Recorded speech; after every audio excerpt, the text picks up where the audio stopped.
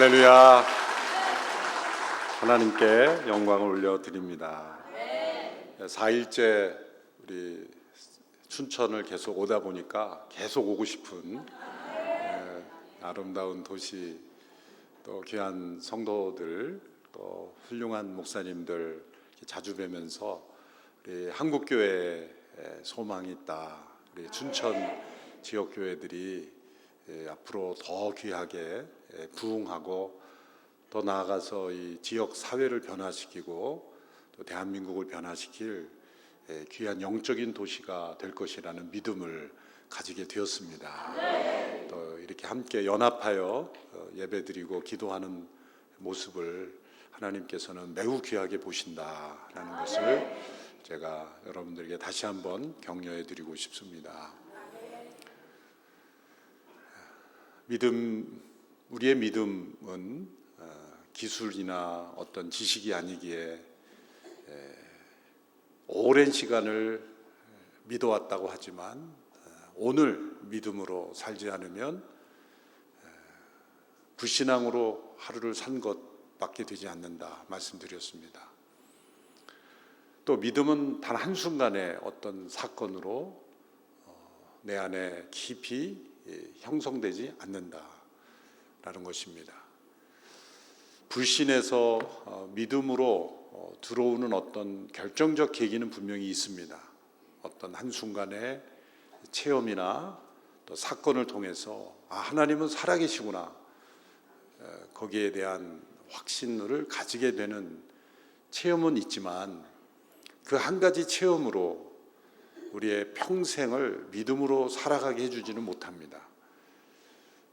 이스라엘 백성들이 하나님의 기적을 체험하지 못해서 불순종하고 또 하나님을 배반한 것이 아니라 도리어 많은 기적을 체험하면서 그들은 더 큰 기적만을 바랬고 하나님을 온전히 순종하지 못했습니다.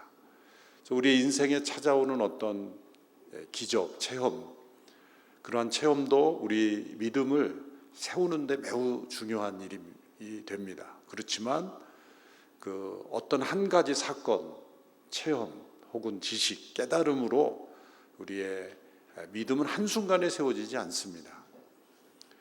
오히려 우리의 믿음은 여러 시험을 통과하면서 한순간 한순간, 한 단계 한 단계 더 깊이 뿌리 내려 갑니다. 믿음의 조상 아브라함이라고 부르는 까닭은 우리에게 이 믿음의 원리를 잘 보여주기 위한 샘플로서 우리에게 하나님께서 택하신 인물이기 때문이라고 붙여진 이름이죠. 하나님께서 왜 아브라함이라는 한 사람을 부르셔서 우리에게 도대체 무엇을 보여주시려고 그 성경의 많은 지면을 할애해서 아브라함의 생애와 또 그 후손들의 이야기를 기록해 놓는 걸까? 결코 우리에게 어떤 도덕적인 모범, 이렇게 살아라 라고 하는 윤리적인 모델로서 우리에게 주어진 것은 결코 아닙니다. 아브라함에게서 어떤 윤리, 도덕적인 모범을 발견하고자 한다면 오히려 정반대의 반응이 일어날 수 있습니다.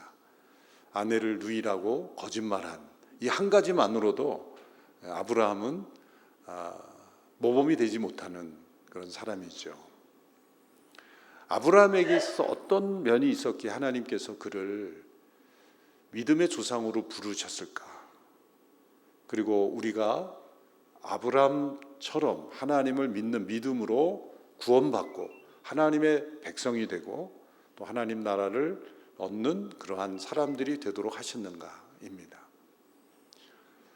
왜 아브라함인가를 생각하면 그가 하나님을 조상적부터 잘 믿는 가정에서 태어나서가 아니죠. 아브라함의 조상은 갈대아 우르에서 우상을 섬기는 가정이었습니다. 특별히 달신을 섬기는, 우르라는 지역이 이 달을 섬기는 그러한 우상 숭배 지역이 있죠. 오늘날에도 그 지역들을 가보면 되게 달신을 섬깁니다. 여러분, 그 국가 중에서 탄으로 끝나는 나라 있죠? 파키스탄, 아프가니스탄, 키르기즈스탄, 탄으로 끝나는 모든 나라는 다 달신을 섬기는 나라입니다. 그래서 초승달, 특별히 초승달을 섬기는 나라 지역이죠. 아브라함의 갈대아 우르가 바로 그쪽 지역입니다. 조상적부터 달신을 섬기는 그러한 가문에서 태어난 아브라함을 하나님께서 믿음의 조상으로 부르셨을까? 이해가 잘 되지 않습니다. 왜 아브라함인가? 사실 믿음의 조상으로 우리를 부르시고 어떤 믿음이 무엇인가를 모델로 보여줄 인물을 택한다면 구약에 욥이라는 인물이 있습니다. 이 욥은 욥기가 시편 잠언과 함께 이 성경 중반부에 나와서 어떤 분들은 다윗 시대로 생각하시는 분이 있는데 욥은 창세기 시대 인물입니다. 창세기 시대 인물이에요. 그 연대기적으로. 하나님께서 타락한 노아의 후손들 가운데 새로운 인류를 시작하셔서 장차 오실 메시아의 조상이 되게 하고 우리에게 하나님의 나라의 중요한 원리를, 믿음을 보여주는 인물을 택한다고 한다면 제가 보기에는 욥이 딱 좋은 사람입니다. 욥은 조상적부터 아마 노아의 후손의 셋의 경건한 후손들이 한 사람이었고 얼마나 경건했습니까? 구제에 힘썼고 많은 재물이 있었지만 그 부유함으로 많은 가난한 자, 굶주린 자를 구제하였고 또 자녀들이 경건하게 자라도록 교육했고 자녀들에게 생일 잔치를 베풀면 자녀들이 부유함으로 인해 하나님을 멀리할까 봐 잔치가 끝난 후에 제사를 다시 드렸어요. 하나님께 예배를 다시 드렸다는 거예요. 그 욥의 경건을 보여주는 거죠. 우리는 대개 어떤 잔치가 있으면 일부 예배 드리는 집도 경건한 집이죠. 그런데 잔치 전에 일부 예배를 드리지 잔치 후에 다시 예배 드리는 가정 얼마나 될까요? 잔치가 끝났으니 이제 다시 모여서 우리가 예배를 드리자, 그런 가정 흔치 않을 겁니다. 욥은 그렇게 잔치 후에도 예배를 드렸다. 참 경건한 가정이죠. 어느 면으로 봐도 믿음의 조상이 되기 합당한 사람은 욥입니다.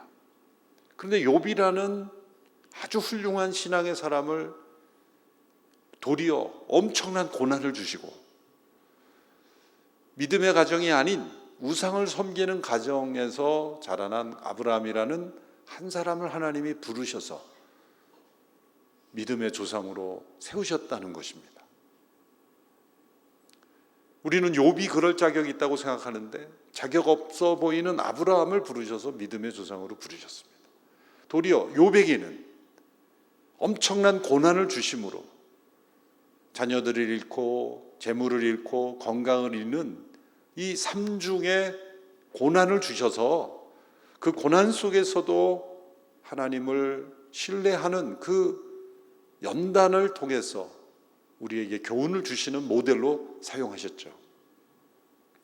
왜 아브라함인가? 조상적부터 하나님을 섬기는 가정도 아니라 우상을 섬기는 가정이었다는 거죠. 이 한 가지만으로도 여러분 이렇게 생각할 수 있습니다. 우리 가정은 조상적부터 하나님을 섬기지 않았기에 하나님 나를 축복하시지 않나 보다. 그렇게 생각하시면 안 된다는 거죠. 나는 내 믿음이 나 당대에 믿었기 때문에 다른 집처럼 3대, 4대, 5대 믿는 믿음의 가문처럼 하나님이 나를 축복하지 않는가 보다. 하나님은 절대로 그런 분이 아닙니다. 당대의 믿음은 적게 축복하고 3, 4대의 믿음은 더 크게 축복하시는 그런 하나님은 결코 아니시라는 것을 이 예를 통해서도 우리가 확신할 수 있죠. 네. 조상들이 다 하나님 경외하지 않더라도 여러분 당대로부터 하나님을 신실하게 믿어도 그 믿음의 축복과 부유함을 누릴 수 있다. 그것 아니겠습니까? 서울의 어느 교회 담임 목사를 청빙하는데 조건을 보고 내가 깜짝 놀랐어요. 3대 이상 믿음의 가문이어야 된다. 와. 그런데 그 교회 사정을 제가 잘 알거든요. 그 교회는 3대 이상 계속 싸우는 교회예요.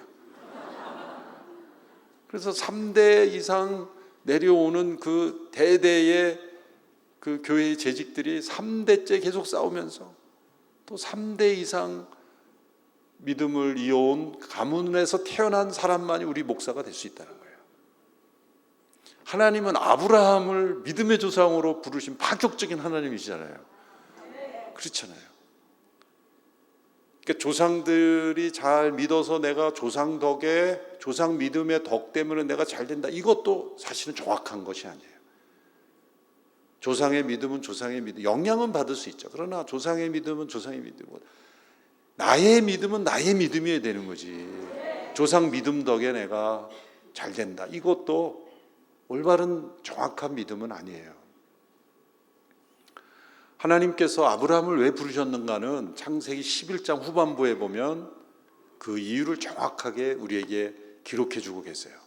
우리가 아브라함의 생애를 보면 창세기 12장부터 우리가 생각하기 쉬운데 사실은 11장 27절부터 데라의 족보는 이러하니라 라고 함으로써 아버지부터 그 가문을 소개합니다.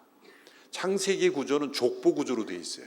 10개 이상의 톨레도트라고 하는 족보 중심으로 기록이 되어 있어서 성경의 장절 구분을 좀 다시 할 수 있다면 저는 창세기 11장 27절부터 12장으로 끊어서 성경을 읽으면 왜 아브라함인가가 분명히 드러납니다. 그것은 아브라함에게 두 가지 인생의 중요한 체험이 있었습니다. 그것은 첫 번째는 형제의 죽음입니다. 아브라함에게 아브라함과 나홀과 하란이라는 삼형제가 있는데 그중 하란이라는 형제가 먼저 죽습니다. 가족의 죽음. 하나님은 때로 우리를 부르실 때 이런 고난을 통해 우리를 부르십니다. 아무 일 없는 평탄한, 우상을 섬기면서도 아무 일 없는 평탄한 가정, 하나님께 돌아오기 어렵습니다. 때로 사람들은 착각하죠. 우리가 이 신을 잘 섬기기 때문에 이 신이 축복해서 우리가 잘 되는구나, 그렇게 착각하기 쉽단 말이죠. 그런데 그 누구도 막을 수 없는 하나님의 부르심, 죽음이라는 팩터가 그 가정에 들어올 때 사람들은 영혼이 예민하게 됩니다. 그리고 살아계신 하나님께 귀 기울이게 됩니다. 우리 성도들 가정 중에서도 때로 저희 온누리교회도 예수 처음 믿게 된 분들 중에서 이런 말할 수 없는 고통 속에서 예수 믿게 된 분들이 더러 있습니다. 때로는 사랑하는 아들이, 그것도 외아들이, 몇 대째 외아들이 먼저 병으로서 죽게 된 경우, 그런 분은 우리가 생각할 때는 하나님을 도리어 안 믿을 것 같은데 그런 엄청난 가정의 고통을 겪으면서 도리어 하나님을 진실하게 믿게 돼요. 우리가 볼 때는 이해하기 힘들죠. 그런데 그분들이 왜 도리어 아들이 죽고 남편이 죽고 아내가 죽고 부모님이 돌아가신 것보다는 형제, 자녀, 배우자, 이런 사람들이 먼저 소천할 경우에 하나님께서 찾아오시는 부르심의 순간이 있는 경우가 많습니다. 아브라함의 경우가 그 경우입니다. 창세기 12장에서 하나님이 아브라함을 부르실 때 이 12장의 부르심이 첫 번째가 아닙니다. 엄밀히 말하면 두 번째입니다. 왜냐하면 갈대아 우르에서 먼저 형제 하란이 죽습니다. 하나님께서 아브라함을 첫 번째 찾아오신 때는 언제였는가? 저는 이 하란의 죽음 직후라고 생각을 합니다. 하나님께서 아브라함의 영혼에 형제, 어쩌면 가장 오래 살아야 될 형제가 먼저 죽는 그 인생의 가장 중요한 실존, 죽음이라는 실제, 그것을 경험하면서 하나님이 그의 영혼에 찾아오신 거죠. 내가 내게 지시할 땅으로 가라. 그리고 여행을 떠났는데 하란이라는 도시, 공교롭게 이름이 죽은 형제 이름과 같죠. 하란이라는 곳에 이르렀을 때 아버지 데라가 나는 안 가겠다, 더 이상 나는 못 간다, 내가 왜 고향을 떠나 가야 되냐. 아버지를 모시고 하란까지 왔지만 데라가 더 이상 가지 않겠다고 하여 데라 때문에 그곳에 머물게 되죠, 하란에서. 그래서 아버지 데라가 죽고 난 후에 하나님께서 다시 아브라함을 부르신 겁니다. 내가 내게 지시할 땅으로 가라. 본토 친척 아비집을 떠나라.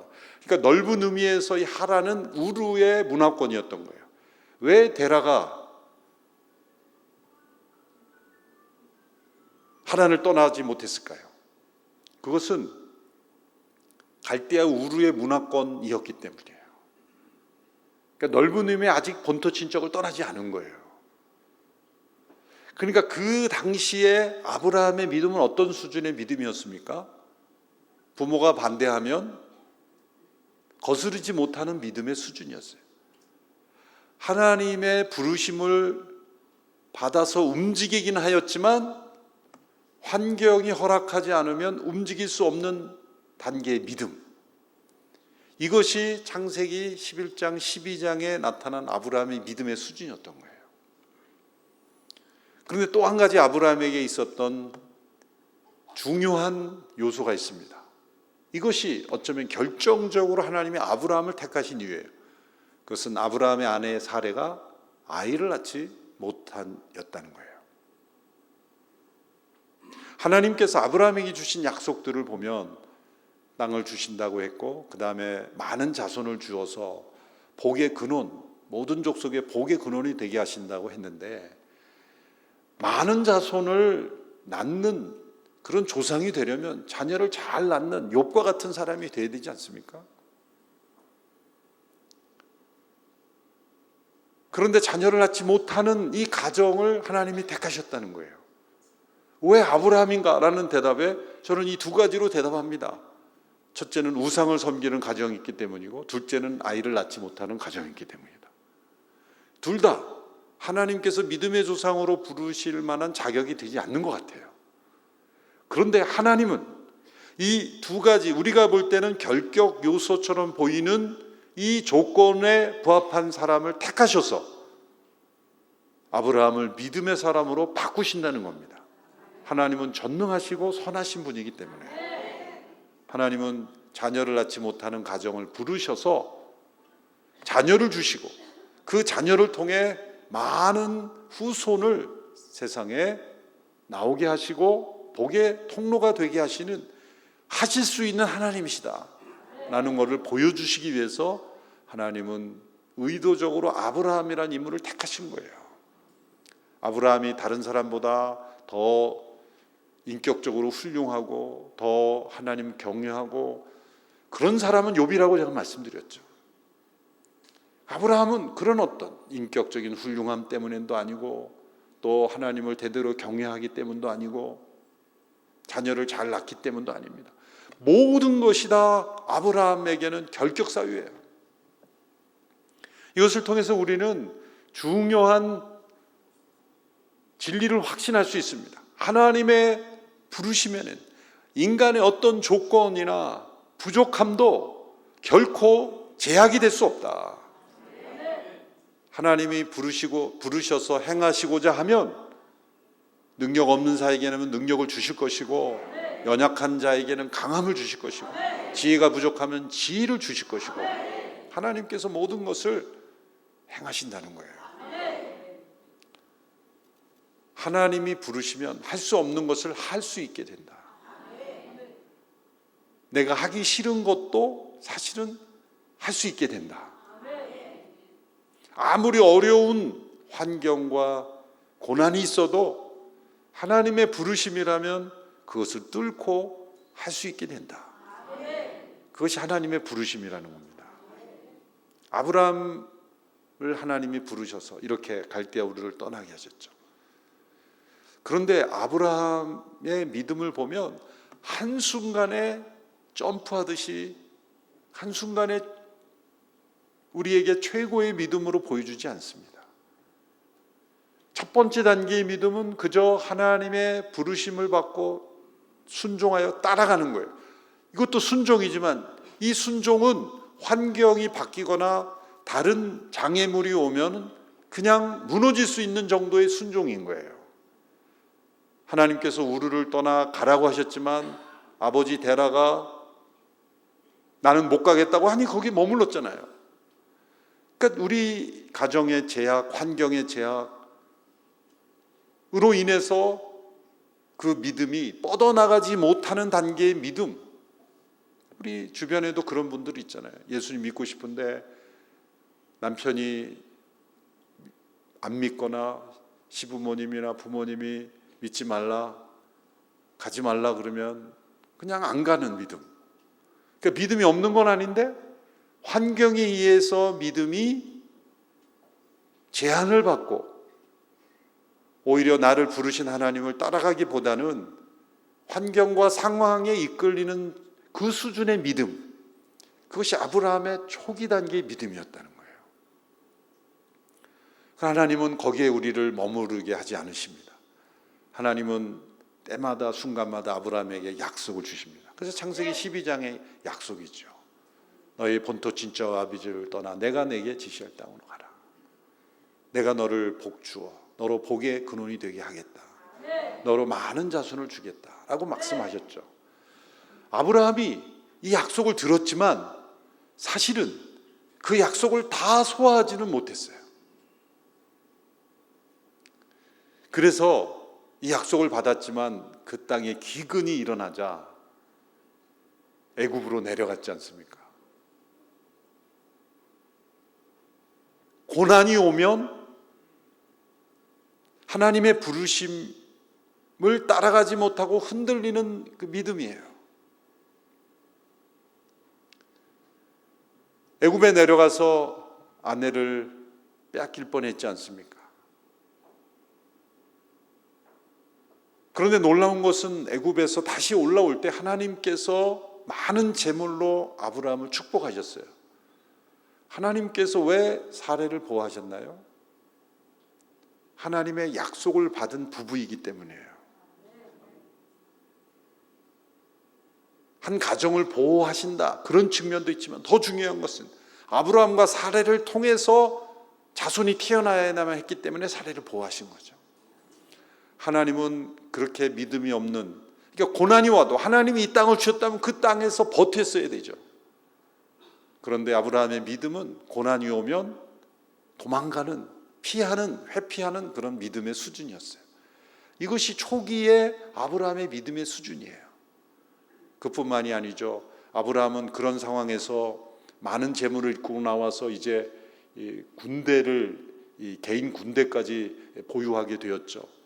조카 롯이 저쪽 북쪽의 그돌라오멜 여러 5개 국가의 동맹국들이 남쪽으로 쳐들어와서 저 사이에 있는 데까지 내려와서 롯과 가족을 납치해 갔을 때 쫓아 올라가서 다시 되찾아오는 그 승리를 경험했죠. 그건 뭘, 하나님이 지금 함께 하시고 있다는 거예요.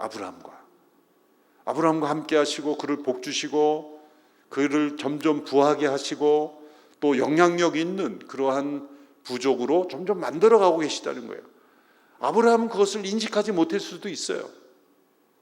애굽의 왕이 많은 재물을 주었을 때 왜 나에게 이렇게 호의를 베푸나 그렇게 생각했을지 모릅니다.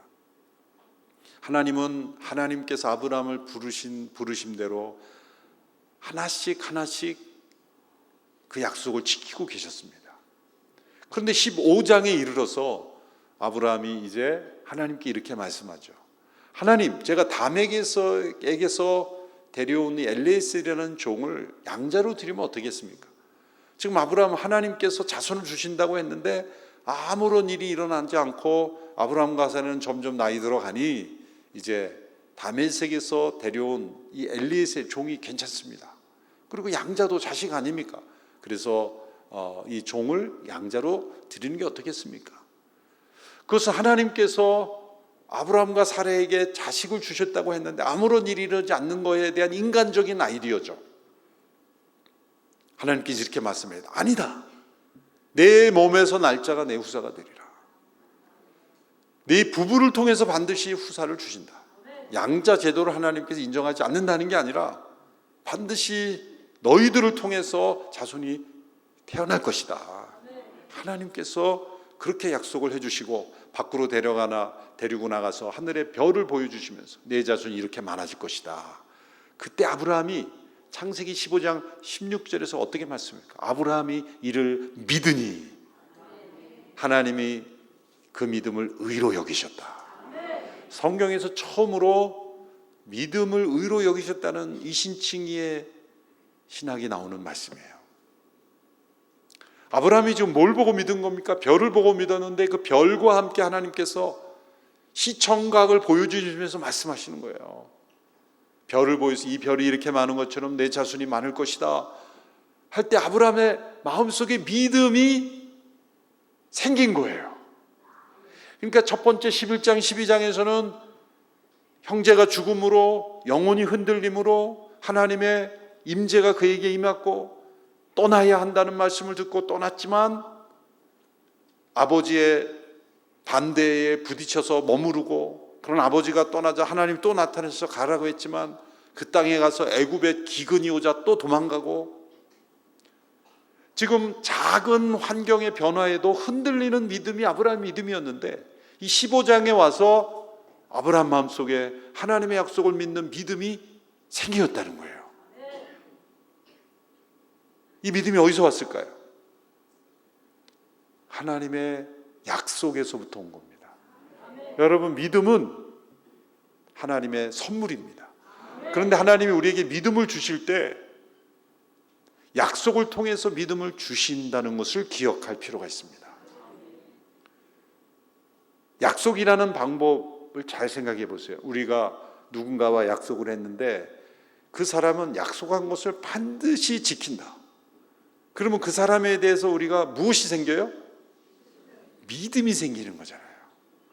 근데 어떤 사람은 굳게 믿었는데 약속을 잘 안 지켜. 그러면 점점 믿음이 없어지잖아요. 그러니까 믿음이라는 것은 사실 내가 누군가를 믿겠다고 다짐해서 생기는 게 아니라 내가 믿는 대상이 그 약속을 지키느냐 지키지 않느냐에 따라서 나에게 믿음이 오기도 하고 불신이 오기도 하는 거예요. 그러므로 믿음이란 내 믿음의 대상이 나에게 가져다주는 선물인 것입니다. 하나님께서 아브라함에게 믿음을 주시기 위해서 약속을 주셨어요. 내게 자손을 주겠다. 땅을 주겠다. 너의 자손을 번성하게 해서 복의 근원이 되게 한다는 그 약속을 처음에는 다 믿지 못했어요. 그랬는데 하나님께서 아니다. 내 자손은 너를 통해서 이룰 것이다. 별을 보면서 하나님께서 비전을 보여주시고 약속을 확인해 줬을 때 믿음이 쑥 들어온 거예요. 그때 그 믿음을 의로 여기셨다는 거예요. 저는 감사한 것이 이제 22장까지 우리가 아브라함 믿음을 살펴볼 텐데 22장의 믿음, 모리아 산에서 이삭을 바치는 순종의 믿음은 믿음의 절정인 거예요. 전적인 순종의 헌신의 믿음인 거예요. 그런데 만일 22장에서 아브라함이 이렇게 순종하는 믿음을 보였으니 그 믿음을 의로 여기시더라 그러면 우리 모두는 절망하는 거예요. 그 믿음이 되어야 의롭다 여기신다면 누가 의롭다 함을 받을 수 있겠어요? 그런데 이 15장 단계의 믿음을 하나님이 의롭다 여기신다는 건 우리의 믿음의 최저치. 정말 어떻게 보면 간신히 믿은 거예요. 지금 간신히 11장, 12장, 13장, 14장이 있었지만 15장에 이르서야 이제 의롭다 여길 수 있는 믿음이 생겼잖아요. 그런데 그 15장의 믿음도 아직은 최저치의 믿음인 거예요. 하나님께서 우리를 구원하실 때 22장의 아브라함의 믿음 정도 돼야 너희들을 의롭다 하면 우리가 어떻게 구원을 받겠습니까? 하나님께서 우리가 복음의 약속을 듣고 그렇습니다. 저는 죄인입니다. 예수님 때문에 내가 구원받았음을 믿습니다. 다 깨닫지 못하지만 또 내 안에 확신이 없지만 내가 믿고 싶습니다. 믿겠습니다라고 영접하는 그 믿음을 우리에게 의로 여기시고 우리를 구원하신다는 거예요. 얼마나 놀랍습니까? 근데 하나님은 우리가 그러한 믿음에만 머물기를 원치 않으신다는 거예요. 그러면 여기서 의로 여기셨다 그러면 거기서 아브라함의 인생이 끝날 수도 있는 거예요. 그런데 왜 16장, 17장, 22장까지 아브라함의 생애가 나왔겠냐 이거죠. 우리가 구원 얻는 믿음에 머물기를 원치 않으신다는 거예요. 이 믿음의 축복을 우리가 누리고 믿음의 능력을 체험하기를 원하시기 때문에 22장의 믿음에까지 우리를 이끄시기 위해서 이 창세기 22장의 사건을 우리에게 주셨다는 거예요. 근데 이렇게 믿음으로 의롭게 된 아브라함 믿음이지만 16장에서 어떤 사건이 일어납니까? 이제는 또 사라가 사고를 치잖아요. 사라가 여종 하갈을 통해서 자녀를 낳는 것도 하나의 방법이다. 그 당시에 유행하던 여종을 통해 자녀를 생산하는 방법을 또 사라가 또 제안을 하네요. 또 아브라함 또 아무 말 없이 또 예스하네요. 그래서 이스마엘이 태어났잖아요. 불신앙의 자녀인 거예요. 불신앙의 자녀. 이것 또한 아브라함이 엘리에셀을 양자로 드리겠다고 하나님께 말씀드린 것과 같이 또한 불신앙이고 또 불신앙으로 행동한 거예요. 하나님의 약속을 믿음으로 의롭다함을 받는 믿음이 들어왔지만 그 믿음이 또 흔들린 거예요. 또 흔들린 거예요. 여러분, 우리의 믿음은 이렇게 믿음의 부침이 있어요. 한 번은 하루는 우리가 하나님의 약속을 믿고 믿음으로 살았다가 또 그 다음 날은 불신앙으로 살아가. 우리의 믿음이 한순간에 점프하면서 하늘에 뛰어오르지 않습니다. 우리는 날마다 이렇게 믿음의 부침을 겪으면서 조금씩 성장하는 거죠. 그러나 방향이 중요한 거예요. 믿음의 오르막길을 오르고 있어야지 믿음의 내리막길로 가서는 안 되는 거죠. 그 이스마엘이 태어남으로 인해서 아브라함의 가정에 많은 아픔을 겪게 되죠. 불신앙의 열매는 반드시 아픔을 가져다 줍니다. 그렇게 이스마엘이 자라나면서 아브라함의 가정에는 이 하갈과 사레 사이에도 깊은 갈등을 겪었죠.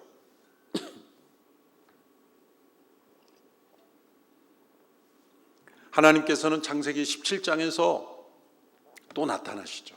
16장에서 이 이스마엘이 태어난 이후에 13년 정도가 흘렀을 때 하나님 아브라함에 나타나죠. 나는 전능한 하나님이다. 너는 내 앞에서 완전하라. 이 말씀은 책망입니다. 너희의 그 행동은 내가 불완전한 존재로 만든 것이다.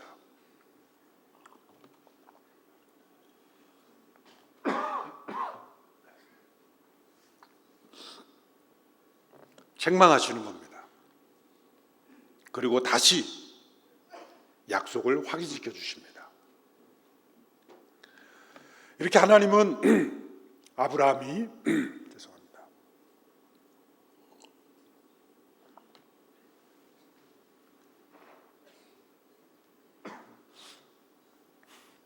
아브라함이 불신앙으로 이렇게 행동할 때 계속해서 약속을 반복해서 확인시켜 주십니다. 우리의 믿음은 한순간에 점프하지 않습니다. 그래서 하나님의 약속을 계속해서 묵상하고 그 약속이 어떻게 이루어졌는가 성경을 계속 살펴야 됩니다. 그래서 우리가 성경을 꾸준히 읽는 이유가 뭡니까? 하나님의 약속하신 바가 그대로 이루어지는구나. 그래서 성경을 계속 읽으면 우리 마음속에 무엇이 쌓여야 돼요? 믿음이 쌓여야 돼요. 어떤 분은 졸음이 쌓인대요. 성경을 계속 읽으면 믿음이 쌓이는 거예요. 하나님은 약속하신 바대로 그대로 이루시는 분이구나. 하나님은 또 아브라함에게 여러 방법으로 찾아오셔서 구체적으로 이제 창세기 20장에 보면 여행객을 통해 나타나시고 또 내년에 명년에 내가 아들을 낳을 것이다. 구체적인 약속을 주셨죠. 그때 아브라함도 웃고 사라도 웃었어요. 그래서 하나님께서 웃었다고 말하니까 제가 안 웃었습니다. 아니다, 내가 웃었다.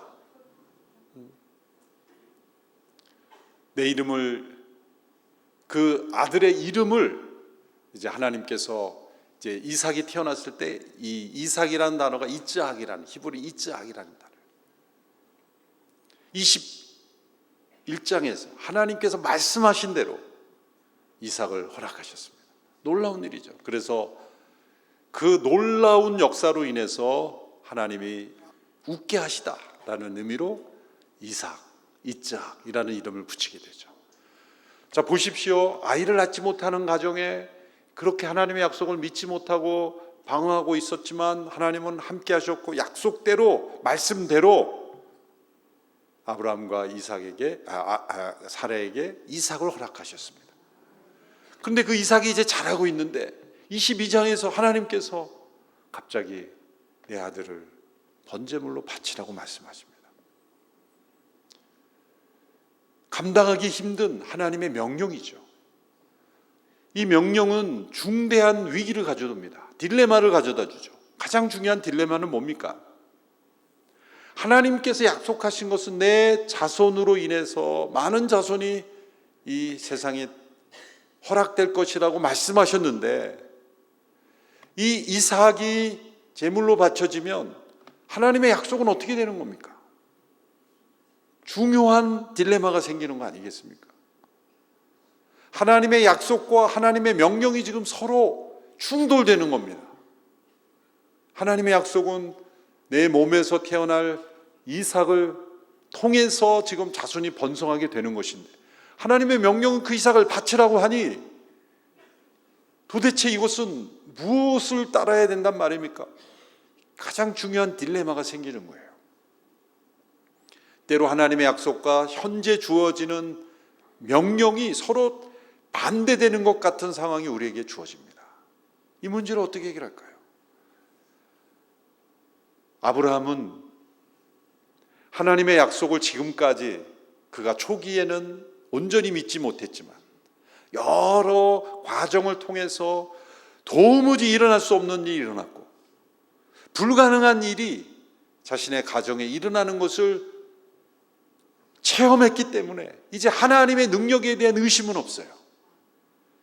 믿음의 수준이 올라간 거죠. 그런데 그 믿음이 그렇게 세워졌을 때 하나님은 거기서 머물지 않으시고 또 다른 시험을 우리에게 주신다는 거예요. 우리의 믿음을 한 단계 더 높은 믿음으로 성장시키기 위해서 하나님은 이 시험을 주셨습니다. 그런데 하나님의 약속과 이 하나님의 명령이 서로 충돌되는 겁니다. 그런데 놀랍게도 아브라함이 순종했죠. 놀랍게도 기꺼이 순종했어요. 어떻게 아브라함은 이런 순종을 할 수 있을까? 히브리서 말씀은 우리에게 그 믿음의 비밀을 알려줘요. 아브라함이 이제 이삭을 데리고 갔을 때 이삭이 물어보죠. 아버지, 번제할 나무와 뭐 이런 것들은 다 있는데 어린 양은 어디에 있습니까? 번제할 어린 양 어디에 있습니까? 때 하나님이 준비하실 것이다. 또 우리가 다시 올 것이다. 그렇게 말했어요, 이삭에게. 근데 그 비밀을 히브리서에서는 이렇게 그 아브라함의 믿음의 비밀을 이렇게 설명합니다. 히브리서 11장 17절에서 19절의 말씀인데요. 우리 같이 한 목소리로 읽어볼까요? 시작.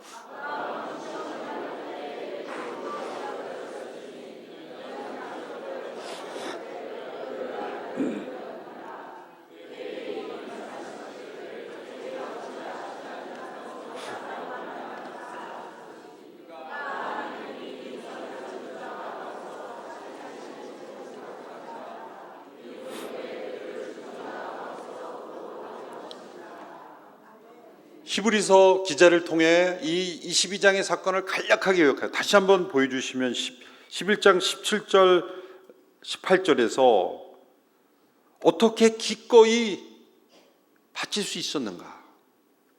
하나님이 약속을 따라 지금 주신 아들인데 18절에 보시면 내 자손이라 칭할 자는 이삭으로 말미암으려 하셨으니 19절 하나님이 능히 이삭을 죽은 자 가운데서 다시 살리실 줄로 생각했다는 거예요. 아브라함이 믿음을 설명해 준 거예요. 어떻게 아브라함이 이삭을 기꺼이 하나님께 바칠 수 있었는가?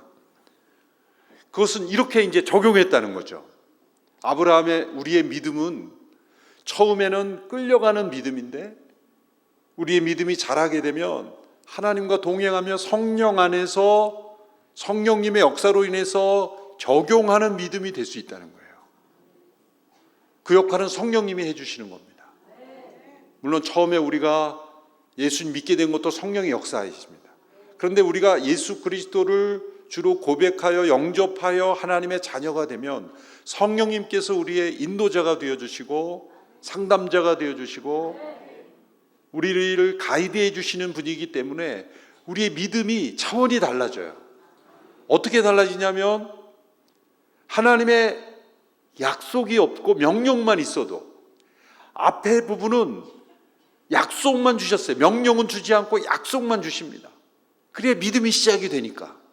그래서 약속을 따랐지만 순종하지 못하고, 때로는 불신앙으로 방황하고 의심하고 엉뚱한 일을 해서 이스마엘을 낳고 그랬지만, 이제 전능하신 하나님께서 약속하신 것을 이루시고 체험한 이후에는 놀랍게도 하나님의 약속과 명령이 충돌되는 그런 혼동되는 순간에도 성령님께서 주시는 지혜로 그 믿음을 적용할 수 있다는 거죠.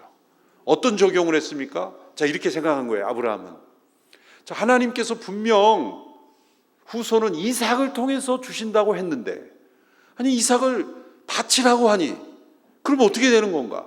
하나님은 이삭이 없는 가운데서도 있게 하신 하나님이신데, 이삭을 죽이라고 하면 내가 죽이면 어떻게 돼? 하나님은 다시 살리실 수 있는 하나님이시지 아닌가? 그렇게 적용을 했다는 거예요. 그러니까 하나님은 다시 죽은 자를 다시 살리시는 하나님이시다라는 걸 믿고 순종했다는 거예요. 이것은 하나님께서 이렇게 말씀하지 않으셨잖아요. 아브라함아, 내가 이 명령을 주는데 걱정 말고, 내가 다 계획이 있으니까 너가 내리치려고 그럴 때 내가 너를 붙잡을 거야, 이렇게 약속하지 않으셨잖아요. 걱정 말고 해, 그러지 않으셨잖아요. 아브라함이 슬로우 모션으로 하나님 왜 말씀하지 않으시지, 이런 게 아니잖아요. 아브라함은 없는 가운데, 불가능한 가운데 가능하게 하시고, 이삭이 도저히 태어날 수 없는 생명을 주신 하나님이시라면, 이삭을 명령대로 이삭이 죽어도 이삭을 다시 살리실 수 있는 하나님을 믿었다는 거죠. 이게 우리가 도달하기를 원하시는 믿음의 수준이에요. 이 믿음은 성령 안에서만 우리가 얻을 수 있는 믿음이에요. 예수 그리스도의 십자가를 믿고 거듭나 우리가 구원 얻는 믿음, 그것을 믿음으로 의롭게 되는 칭의의 믿음 아닙니까? 우리가 의롭게 된 사람 구원 받습니다. 그런데 그냥 의롭게 되어 구원은 받았지만 믿음의 능력을 체험하지 못하고 시험을 이기지 못하고 하나님께서 명하시는 것 순종하지도 못하고 감당하지도 못하고 헌신도 해보지 못하고 그러다가 마지막에 구원 얻는 사람들은 천국에 가서 놀랄 거예요. 내가 구원 받았네. 여러분, 구원의 확신 없이도 구원 받는 사람이 있을 수 있다고 생각해요. 왜? 확신이 있어야 구원 받는다. 그런다면 저는 어렸을 때 교회 다녔지만 중고등학생 대학 1학년 직전까지는 확신이 없었거든요.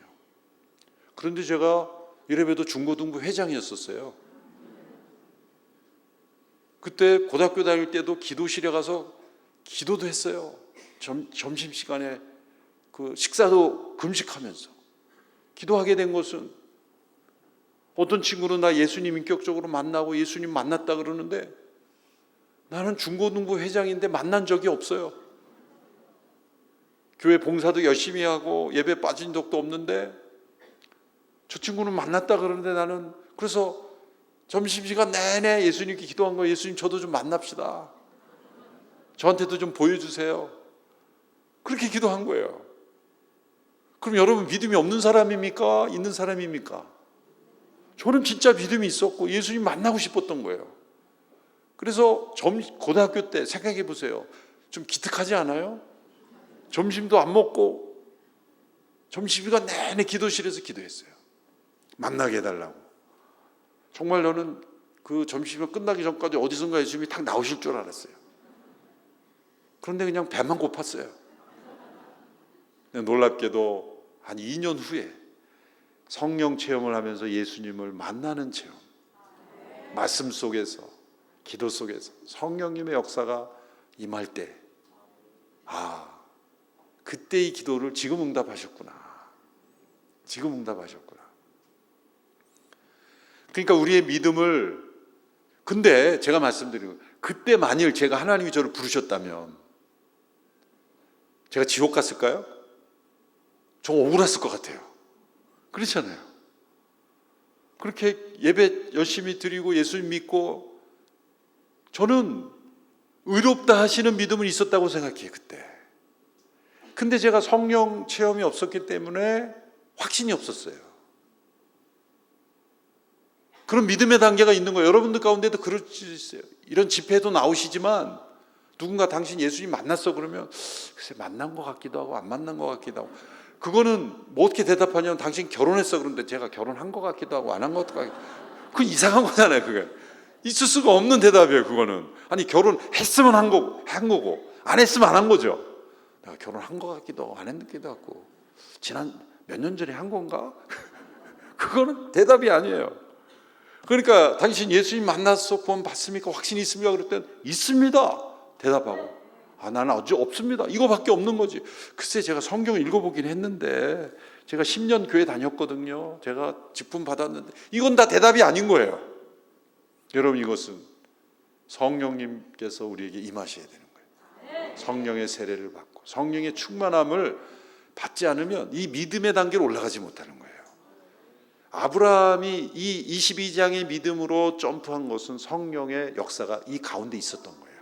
21장과 22장 사이에 성경이 기록되지 않았지만 전능하신 하나님의 역사로 저는 어떤 순간이냐라고 묻는다면 성경의 근거에만 21장에서 이삭이 태어났을 때 활짝 웃으면서 하나님의 역사가 이렇게 놀랍구나라고 할 때 그 웃음은 성령님께서 임하시는 웃음이었어요.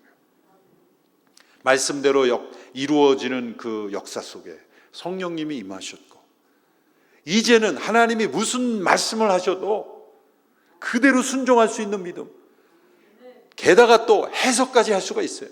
하나님은 죽은 자 가운데 다시 살리실 수 있는 부활시키실 하나님이시다. 이런 믿음의 해석과 적용이 가능한 믿음의 수준까지 오르. 이런 믿음까지 우리가 이르러야 어떤 시련과 고난이 오고 하나님께서 어떠한 말씀하셔도 순종할 수가 있는 겁니다. 우리의 믿음의 출발 시점에서는 일일이 하나님께서 약속을 주시고 확신을 주시지만, 때로 우리의 믿음의 단수가 높아질 때는 우리가 다 모르는 앞날까지도 우리가 스스로 해석하고 적용할 수 있어야 돼요. 성령 안에서 그 일이 가능합니다. 성령의 역사가 우리 가운데 함께 하시기 때문에 너희에게 진리 가운데로 인도하고 너희로 하여금 의와 진리와 생명의 역사를 우리가 체험할 수 있도록 인도하시는 분이 성령님이시기 때문이죠. 성경에는 그렇게 이렇게 명시적으로 하지 않지만 이거 분명히 성령의 역사고, 모리아산에서 이삭을 바쳤을 때 이제 내가 너를 경유하는 줄을 아노라 라고 하는데, 여기서 장면이 끝난 게 아니에요. 눈을 들어보니 하나님께서 예비하신 어린 양이 예비되어 있었죠. 어린 양이 이삭을 대신하여 제물을 드렸어요. 하나님의 명령하신 것이 중단된 게 아니에요. 집행된 겁니다. 하나님이 예비하신 어린 양이 이삭을 대신하여 번제물이 된 것으로 끝나는 겁니다. 이것은 모리아산에서 이루어진 이 교체의 사건, 이것은 이 모리아산이 이제 다윗 시대의 아라우나의 타락마장이 되고 나중에 이게 예수님의 골고다 언덕으로 되었어요. 그 모리아산에서 이삭을 대신한 어린 양처럼 예수 그리스도께서 우리를 대신하는 하나님의 어린 양이 되셔서 십자가의 제물이 되심으로 우리를 구원하시는 하나님의 어린 양이 되셨음을 미리 보여준 거죠. 그리고 그 믿음은 아브라함을 에게 허락하신 그 믿음이 우리에게 있는 믿음이므로, 우리의 믿음은 어떤 믿음이에요? 하나님은 죽은 자 가운데서 우리를 다시 살리실 수 있는 믿음이 있는 거예요. 우리는 이 부활의 생명의 믿음을 갖고 살아가는 거예요. 성령님이 이 부활 생명의 믿음을 우리의 매일매일의 삶 속에 적용할 수 있도록 역사하시는 분이에요. 그러므로 성령 안에서 이 믿음을 갖고 살아가는 성도들은 세상이 두렵지 않습니다. 여러분, 세상에서 제일 무서운 사람들이 누구냐면 죽기밖에 더 하겠어 그러고 달려드는 사람이에요. 세상에 큰 일을 하는 사람들은 살기로 죽기를 각오하고 일하는 사람들이에요. 그런데 그러다 죽잖아요.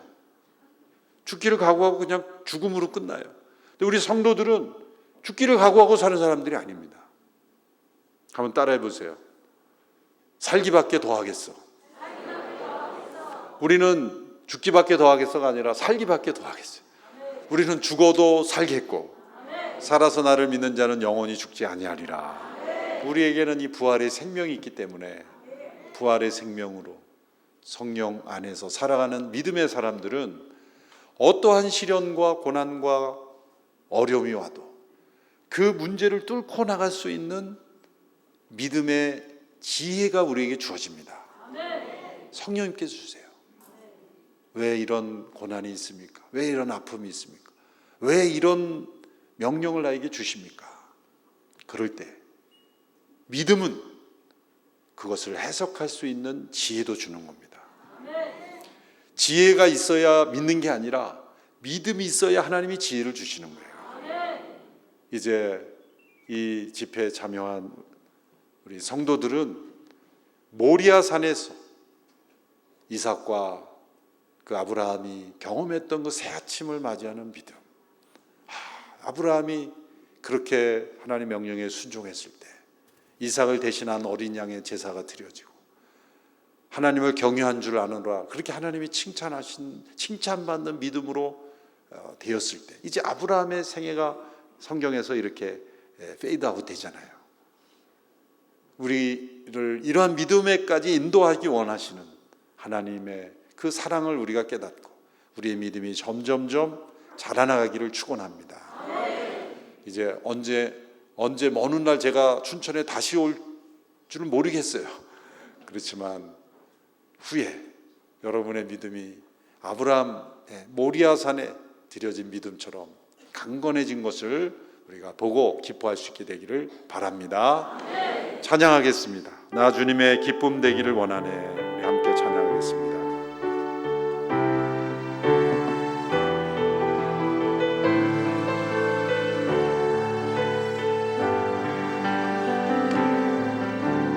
나 주님의 기쁨 되기 원하네. 내 마음을 새롭게 하소서. 새 부대가 되게 하여 주사. 주님의 빛 비추게 하소서. 내가 원하는 한 가지 주님의 기쁨이 되는 것. 내가 원하는 한 가지 주님의 기쁨이 되는 것. 내가 원하는 한 가지 주님의 기쁨이 되는 것. 내가 원하는 한 가지 주님의 기쁨이 되는 것. 살아계신 하나님, 우리의 믿음이 간신히 구원 얻는 믿음에 이르지 아니하고 하나님의 기쁨이 되는 믿음이 되기를 원합니다. 어떠한 상황 형편, 어떠한 말씀과 명령에도 온전히 순종함으로 하나님을 기쁘시게 하는 믿음의 사람들 다 되게 하여 주옵소서. 우리 인생에 다가오는 모든 시련과 문제들을 해석하고 하나님의 마음으로 해결해 나가며 또 하나님이 기뻐하시는 일에 순종하는 믿음의 사람들 다 되게 하여 주옵소서. 예수님의 이름으로 기도합나이다.